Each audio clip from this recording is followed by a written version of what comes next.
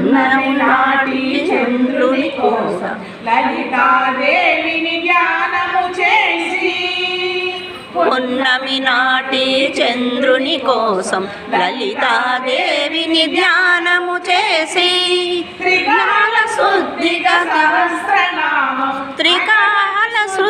సహస్రనామం అనిలా విని నను ధన్యమగు నామ మహిమ తెలియగరారండి.